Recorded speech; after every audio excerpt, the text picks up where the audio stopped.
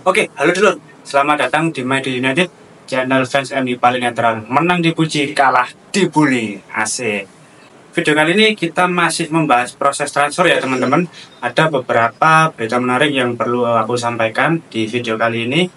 Yang pertama melansir dari Sky Sport. Di sini dikatakan anggaran dan ruang skuad sangat penting jika Manchester United ingin mendatangkan bek tengah lainnya musim panas ini. Ada minat terhadap Victor Lindelof, namun belum ada tawaran resmi. Bayern Munich masih tertarik untuk melakukan kesepakatan untuk menjual Matthijs de Ligt ke United. Tetapi ada kesenjangan besar dalam penilaian. Bayern perlu menjual agar mereka bisa mengejar kesepakatan untuk Jonathan Tah. United juga masih mencermati situasi Everton dan Jarrad Brandwhite. Oke. Untuk posisi lini pertahanan ini kan tidak serta-merta setelah pembelian Leny Yoro ini masalah lini pertahanan selesai. Masih perlu ada penambahan bek tengah baru. Karena apa? Karena untuk posisi bek tengah ini sangat rentan ya teman-teman.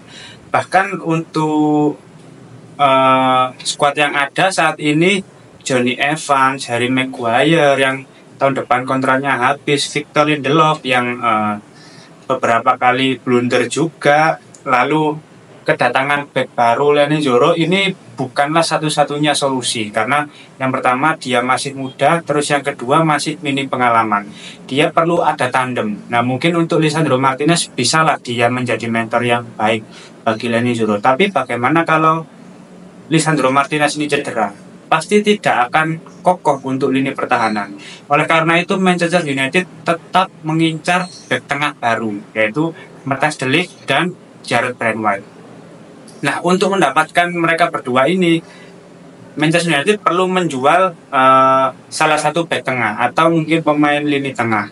Seperti itu. Karena apa? Karena agar ada keseimbangan ya dalam neraca keuangan di Manchester United. Selain itu, pihak Bayern dan Everton ini masih sulit untuk menurunkan harga bagi para pemainnya ya. Seperti yang aku bahas di video sebelumnya, Jarrad Brandwhite juga sudah tidak mau memperpanjang kontraknya kecuali Everton mampu memberikan gaji yang sama dengan yang ditawarkan Manchester United. Karena dia sudah ada kesepakatan personal ya untuk pindah ke MU, dan Matthijs de Ligt juga sudah ada kesepakatan personal.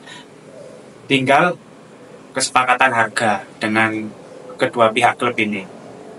Menarik untuk kita pantau terus karena apa? Karena pada akhirnya dua nama ini salah satu harus datang di Manchester United untuk melengkapi kebutuhan di posisi lini pertahanan.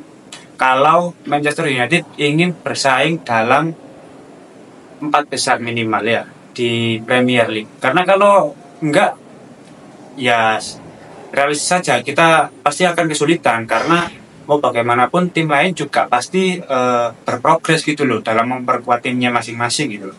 Kalau kita hanya mendatangkan Leny Yoro itu bukan satu-satunya solusi, dan kedatangan de Ligt ini sangat membantu dari sisi pengalaman, dari sisi mentalitas, karena dia secara leadership juga bagus, lalu bisa menjadi mentor yang baik juga, sering ada rotasi ya dengan Leny Yoro, dan bek tengah lain kalau misalkan ada cedera seperti itu.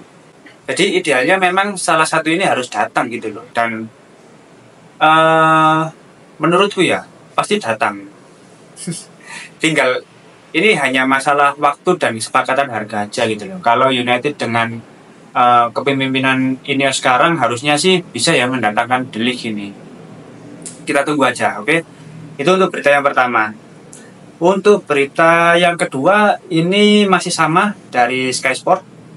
Di sini dijelaskan Fulham masih mengusahakan kesepakatan untuk mengontrak Scott McTominay, dan setiap harapannya adalah mereka akan kembali ke meja dengan tawaran yang lebih baik. Masih ada kesenjangan dalam penilaian antara apa yang diinginkan Manchester United dan apa yang bersedia dibayar oleh Fulham. Oke.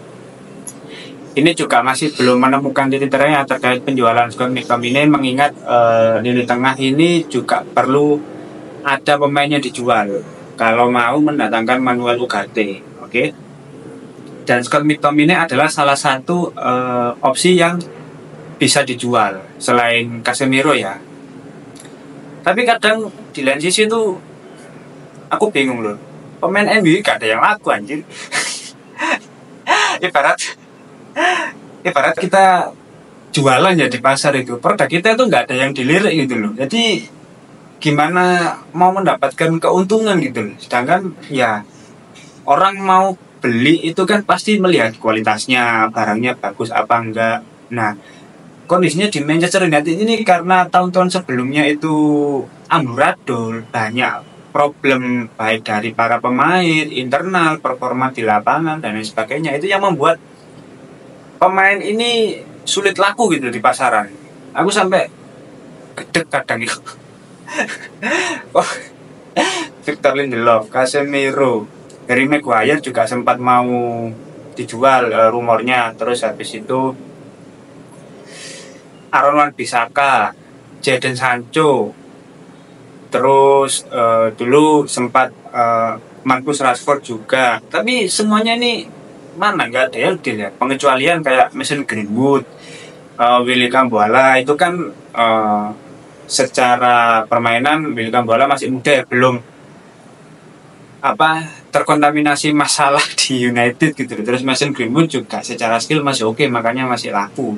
Tapi untuk pemain-pemain yang lain, man, please, gak payu cuk. Heran aku.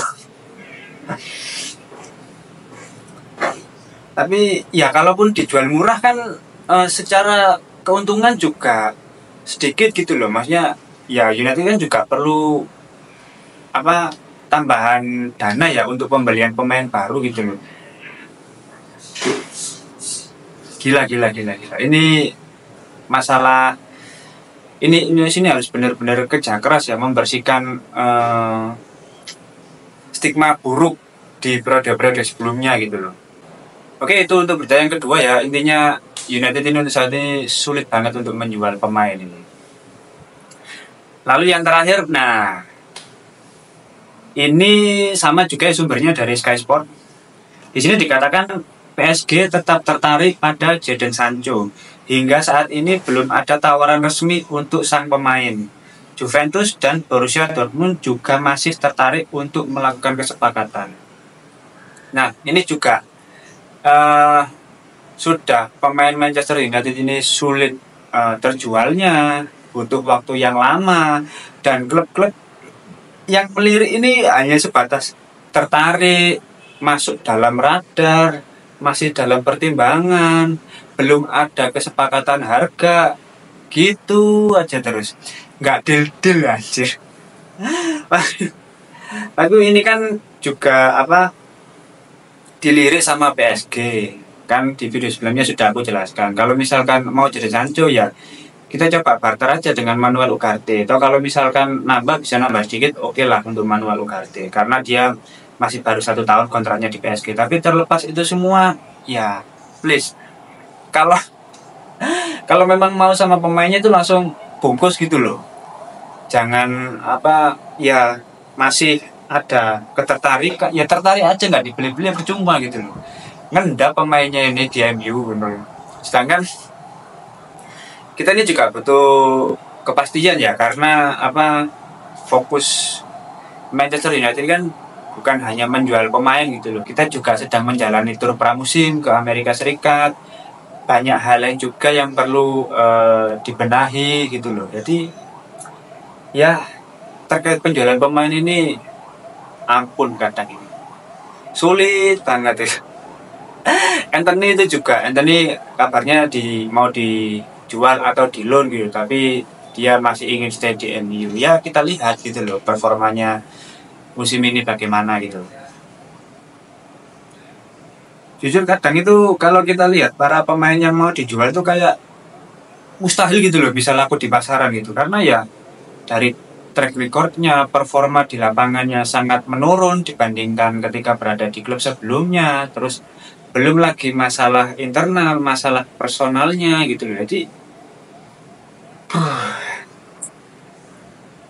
tapi harusnya laku sih kalau Jadon Sancho ini kan masih punya value ya, dan menurutku waktu di Dortmund kemarin waktu dipinjamkan juga tidak menunjukkan performa yang bagus juga secara keseluruhan, tapi ya oke lah, masih punya value gitu loh di market, masih bisa dijual dengan harga yang cukup tinggi lah untuk Jadon Sancho ini.